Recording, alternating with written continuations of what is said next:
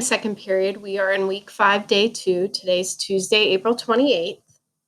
Yesterday, you completed this journal entry, and it was talking about power and how power is definitely a thing that can cause tension in relationships. And I enjoyed reading your responses. Thank you. We are going to begin a read aloud today. So this is session 5. We are skipping session 4, which was a mini lesson on how to have positive book club talks. Since we're not all together, we can't do that. So we're going to move along to the read aloud. Readers, we've been talking so much about relationships that it makes me think about some of my own relationships where there are definitely issues. For example, I thought of my relationship with my younger sister, how I sometimes feel honored to get her attention and sometimes feel like she belittles me, looking down on me. I asked myself, why do I feel honored by her attention? And on the other hand, why do I sometimes feel like she makes me feel small? Can you think of a relationship in your life where you know there are some issues? Think quietly about what's hard about that relationship. And for a minute, ask yourself, why was it hard? I'm going to throw out an idea. See if it applies to your relationship. Often, when there are tensions in a relationship, that has to do with one person having more power than the other. That imbalance of power may just be in one setting and it may be temporary, but the questions of who has the power, who doesn't have power, how does this shift are often at the root of relationship trouble. Then think to yourself, is that part of what's going on in the relationship you are thinking about now? Readers, my suggestion today is whenever you want to understand the relationships between characters in a story, it helps to keep an eye out for the question of who has power, who doesn't, how does this shift? Of course, the ultimate question is how does this affect or explain the relationships between characters? When we left off, Will felt completely violated by his brother Skip, both physically and emotionally, and had just burst into his mother's room seeking justice when he ran into his father instead. Remember how we stopped to notice trouble in this scene, asking what's happening between Will and Skip.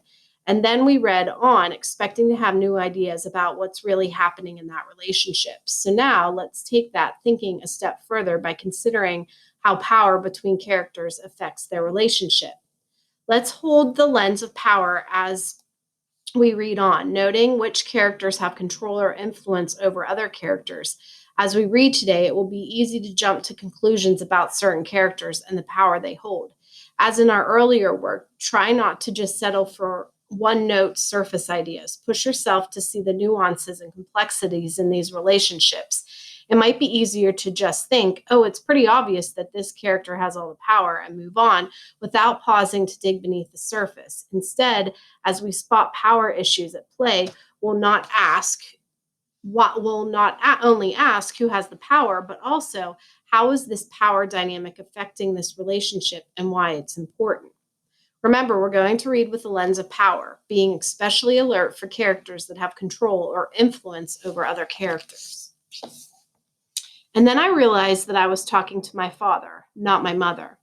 In order to understand the enormity of the mistake I had made, you have to understand my father. My father was 5'7" and a half inches tall, stocky, powerfully built, and larger than life in laughter, strength, character, integrity, humor, appetite, wit, intelligence, warmth, curiosity, generosity, magnetism, insight, and rage. Consequently, he was not concerned with the little things in life, such as sibling shenanigans, rivalries, or disputes. His job, as he saw it, was to make us the best human beings we possibly could be, to guide us, love us, and teach us the large laws of honor, courage, honesty, and self-reliance.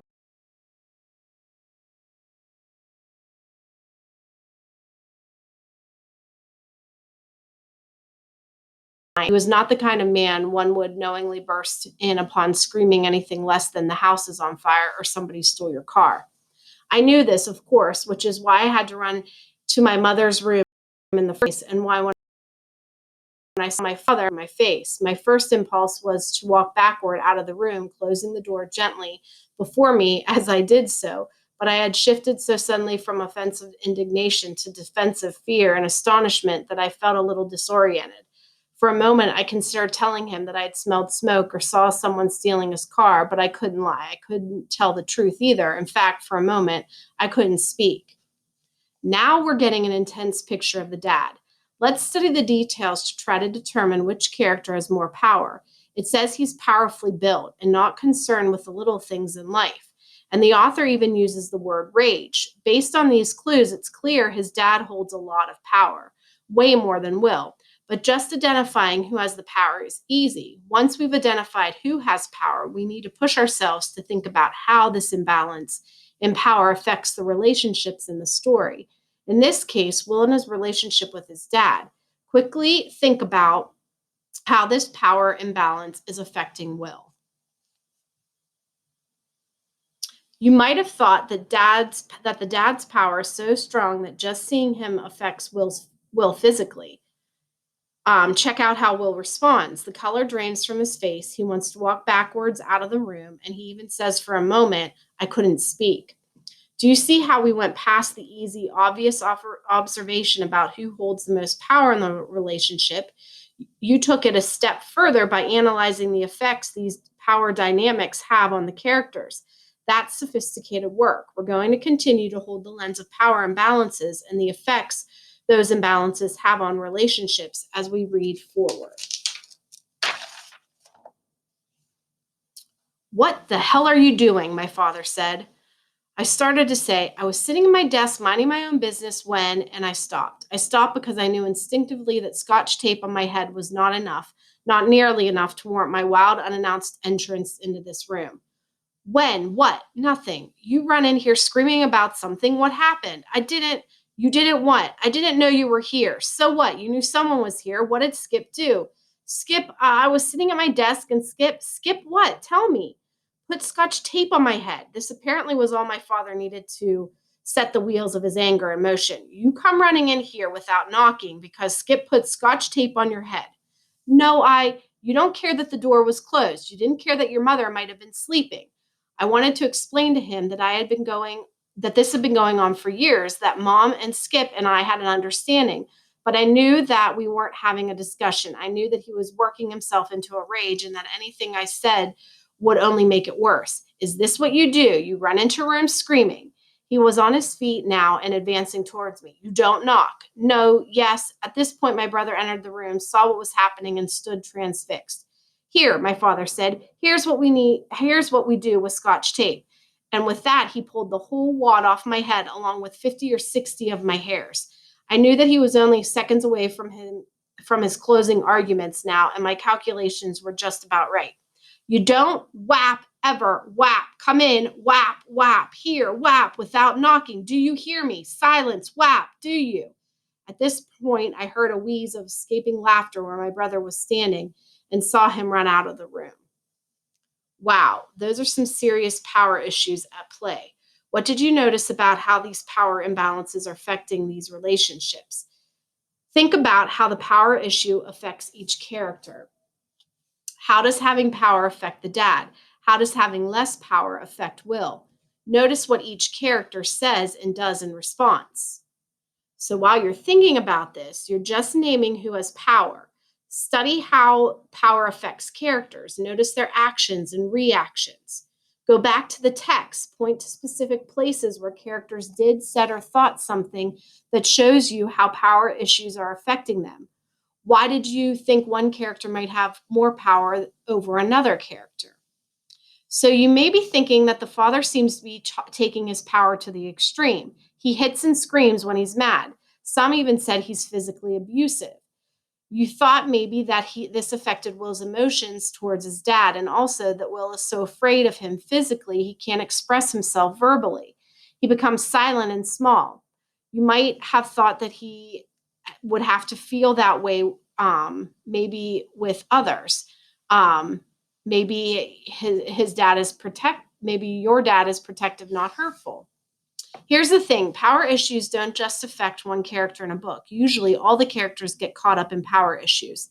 Consider how power issues play out for the other characters. Think back over the story about power imbalances with other members of Will's family. Where does his brother fit into all of this? How does the power dynamics feel different with his mom? So think about one of the relationships in the book, The Serpent King.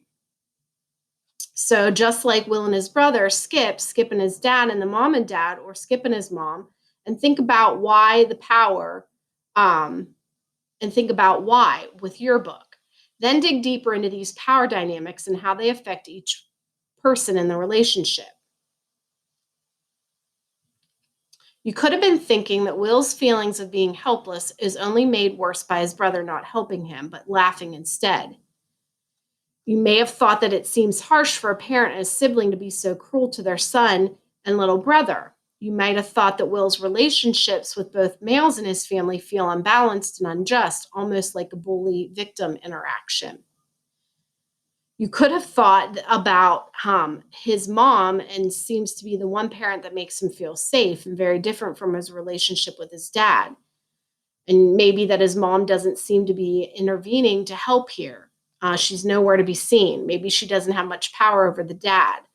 And maybe you're seeing how much we can learn about these characters by diving into power issues. Readers, in the last section of the story, let's continue to notice the impact of power dynamics on the characters. Also, let's think about why power imbalances within relationships are important. Sometimes they can represent other relationships people have in the world. Sometimes they can even represent bigger issues in the world or hold bigger life lessons. Do you? Yes, Pop. Yes, I hear you. Are you ever going to come in here without knocking again? No, no, ever. No. Now get out of here. And I got out and heard the door slam behind me. There was not much to do after that but sit at the back at my desk and wonder what had happened. I had been signing my name. Skip put scotch tape on my head. I ran to tell Mom, found Pop, and the lights went out. Where I wondered was the injustice in that. Obvious. Where was the justice in that? Obviously, when I burst into my mother's room, I had entered a large world of justice, a world where screaming, whining, mother dependence, not knocking on closed doors, and startling one's father were serious crimes. That part I understood. The part I didn't understand was the part about why my brother, who had started the whole thing by putting scotch tape on my head, hadn't been punished. So in the interest of a smaller justice, I went over to his trophy shelf, picked up one of his baseball trophies, and gradually wrestled the little gold-plated athlete off its mount. With a little luck, my brother would want to tell Pop about it.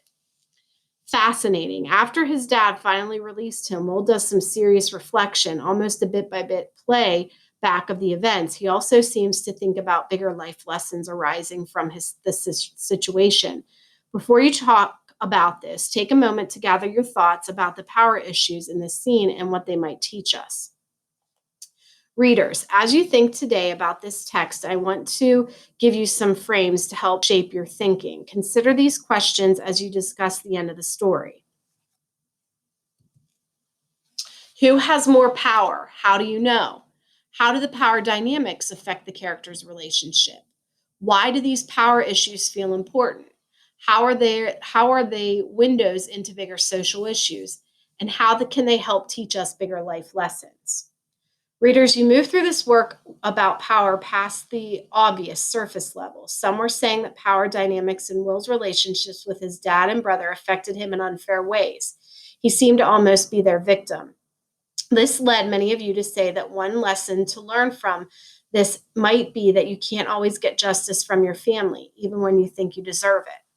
Let's remember the moves we made today. To start, we studied what characters said and did to notice when someone had more power. Then we pushed ourselves to go beyond identifying who had the power to think about how these power dynamics affected the relationships. We also noticed why these power issues were important and how they led us to new thinking about social issues in the world and bigger life lessons. So here is a new teaching point. Analyze how and why power affects relationships. So make sure you're doing that work in your reading of The Serpent King. So your task for today, read chapters 9 and 10 of The Serpent King. You're going to continue filling in the chart from yesterday where you identified the relationship in The Serpent King and began tracking the things those two characters say and do to each other, along with the reasons why. And then you're going to add your thoughts about how power plays a role in this dynamic. So I hope you have a great day, a great Tuesday, and I will talk to you tomorrow.